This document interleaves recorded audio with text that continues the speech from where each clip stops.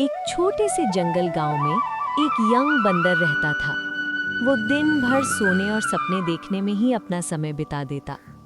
उसके पिता, जो अब बूढ़े और कमजोर हो चुके थे, रोज सुबह सूरज निकलने से पहले उठ जाते और जिंदगी के बोझ को चुपचाप उठाते रहते। कभी खेतों में मिट्टी खोदते हुए, कभी पत्तों से चटाई बनाते हुए, तो कभी गांव के किनारे फूल बेचते हुए।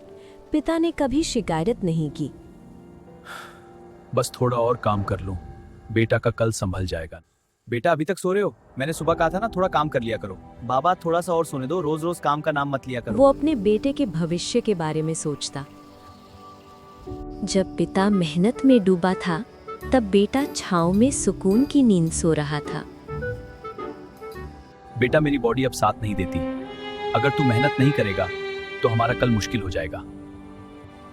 आप भी ना बाबा बिना बात टेंशन लेते रहते हो। ये गांव शांत जरूर था, लेकिन यहाँ हर रात किसी न किसी की लड़ाई चल रही होती थी। सब मुझे ही गलत बोलते हैं। अगर मैं थोड़ा आराम करता हूँ तो क्या गुनाह है? बेटा आलस एक दिन बहुत महंगा पड़ता है। समय रहते संभल जाओ, वरना मुश्किल आ जाएगी। बेटा जिंदगी एक अहम जिम्मेदारी है। बाबा मेरी जिंदगी मुझे संभालनी आती है। मगर अनुभव भी जरूरी है।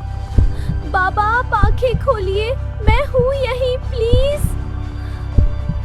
मालिक थोड़ी मदद कर दीजिए, मेरे बाबा बहुत बीमार जो हैं। काम का नहीं होता उस पर पैसा बर्बाद नहीं करते।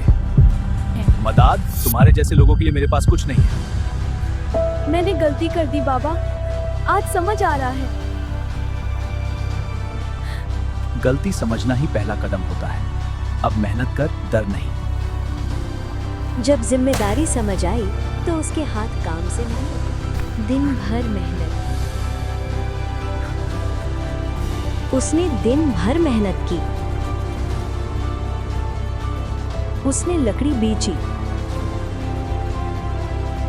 और उसी पैसों से अपने पिता को दवाई दी। बेटा तुमने आलस पर विजय प्राप्त करके आज मेरा सर गर्व से ऊंचा कर दिया। बेटा आज मुझे तुझ पर गर्व है। बाबा अब मैं कभी आलस नहीं करूंगा। जो सीखना चाहता है वो रुकता नहीं। सब्सक्राइब करो और आगे बढ़ो। अगर कहानी पसंद आई हो तो सब्सक्राइब करना मत भूलना।